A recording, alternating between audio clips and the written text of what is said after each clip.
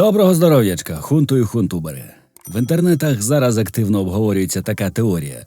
Мовляв, в зв'язку з перемогою Байдена вся ОПА, весь обслуговуючий навіть персонал нашої півшостої владної верхівки терміново і невідкладно хотів заникатися по бункерах, щоб уникнути доїдання справи по Байдену, що вважалося ще буквально кілька місяців назад такою, що принесе в їх життя радість і мільярди, а тепер від неї треба якнайскоріше позбутися, бо Держдеп візьме за п'яту точку і міцно скрутить те, чого в цих політиків під нею ніколи не було, тобто бейці. А щоб таке ухиляння від відповідальності не здалося боягузтвом, ОПшні лікарі всім їм зробили лікарняні, в яких написали вельми популярний зараз діагноз – ковід. Тобто всі ці люди вирішили просто уникнути відповідальності.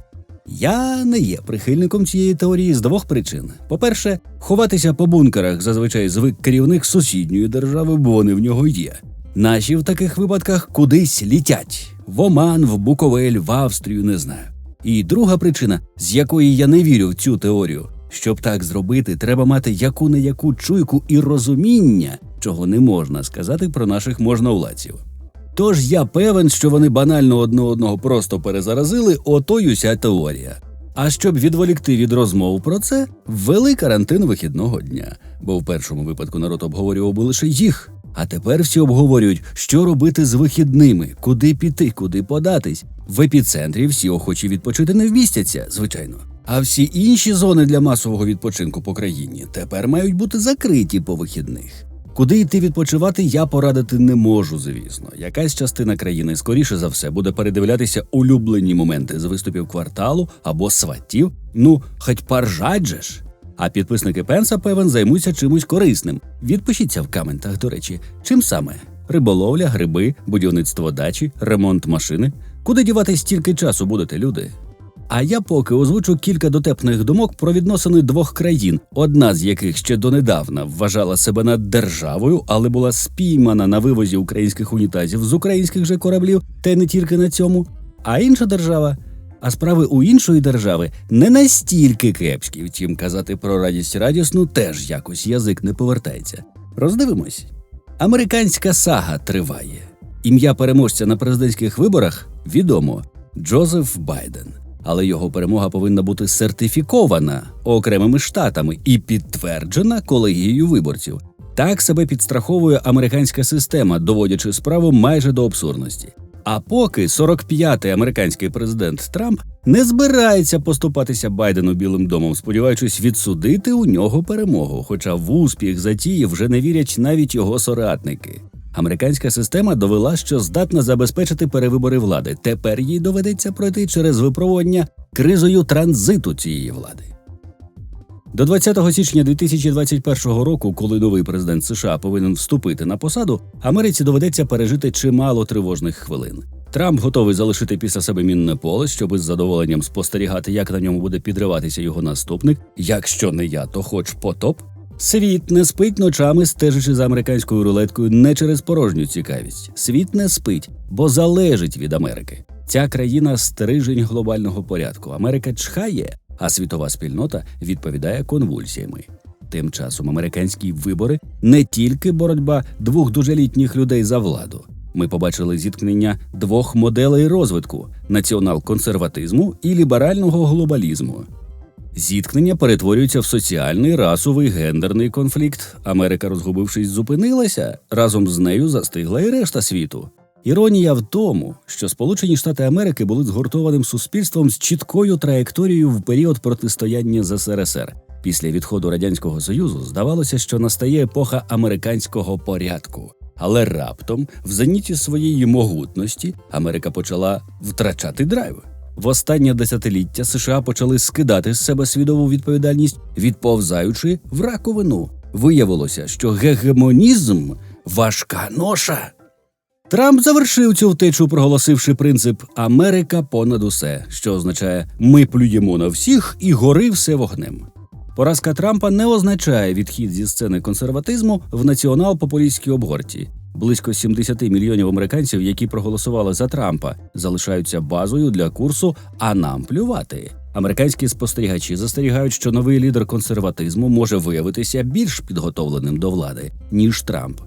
Америка опинилася перед вибором, який вона не може зробити. Вибір одного напряму означає поглиблення розколу, перемога однієї сили посилить опір іншої, тому Байден стоїть перед завданням побудувати міст між двома ворогуючими Америками.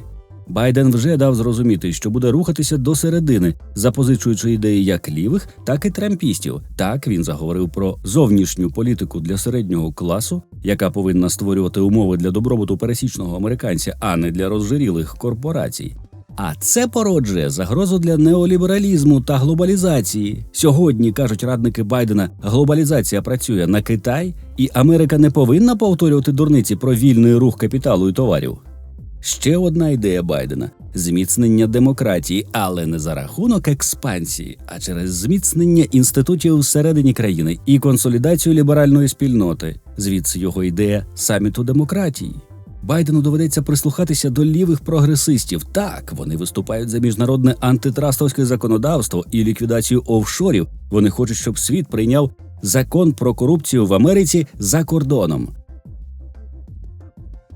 Можна собі уявити, який опір викличуть спроби піти по такому шляху у бізнесу, який звик оперувати в сірих податкових зонах, і у західної еліти, яка обслуговує інтереси клептократичних держав. Байден каже нарешті про повернення США до світового лідерства.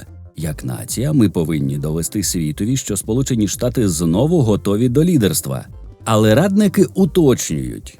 Мова йде всього лише про прагнення бути першими серед рівних. Коротше, лідерство без диктату. При розколі в демократичній партії і впливі республіканців у Конгресі стати новим Рузвельтом Байдену буде складно. Йому доведеться працювати зі зв'язаними руками. Але якщо йому вдасться стати психотерапевтом, який пом'якшить запеклість політичної боротьби в країні, це буде вже удача. А якщо все ж неймовірне і майже неможливе, Трамп залишається. Тоді будемо сподіватися, що Америці вдасться подолати конфлікт своїх двох непримиренних половин і не піти в рознос. Поки Америка лікує свої внутрішні травми і розбирається з собою, весь світ буде трясти. Часу Америки для переосмислення себе і консолідації небагато. Бо Китай – єдина цивілізація, яку не зупинила пандемія, буде заповнювати вакуум. Причому у Китаю більше інструментів впливу, ніж було у Радянського Союзу. Китай діє більш вправно, проникаючи в пори західного суспільства і оплутуючи його економічною залежністю. Втім, Америка не перший раз проходить через кризові часи. І кожного разу вона виходила з них, підтвердивши здатність себе регенерувати. Американці завжди знаходять єдине вірне рішення після того, як перепробують всі інші. Це говорив Черчилль. Америка навряд чи знайде самоствердження в ізоляції. Глобальне лідерство – перевірений засіб її існування. Так само, як державність є засобом існування російської системи. Але Америці потрібно повернути довіру світу, включаючи її союзників. Сьогодні позитивно ставляться до Америки тільки 24% бельгійців, 26% німців, 31% французів, 41% британців. А що очікувати Росії від Америки, яка шукає свою істину? Недовіра один до одного, відсутність серйозних спільних інтересів, слабкість економічної зацікавленості – все це не дає підстав говорити про можливість потепління в цих відносинах. Нормальність цих відносин – це здатність Москви і Вашингтона контролювати взаємну недовіру, не доводячи справу до конфронтації. Лише така нормальність можлива зараз. За будь-якого американського президента. Найгірше, що Москва може придумати – дражнити Америку гопництвом. Найменше, чим Америка може відповісти – це введенням в дію своїх відкладених санкцій з пекла. Такі нації в момент, коли вони проходять через випробування, не варто дратувати. Для Росії настає складний момент. Ні, не тому, що Сполучені Штати Америки мають намір з Росією ворогувати, а тому, що Росія більше не є для Америки пріоритетом. Проблема в тому, що через відносини з Америкою Росія забезпечує своє самоствердження. Як тут уникнути закомплексованості?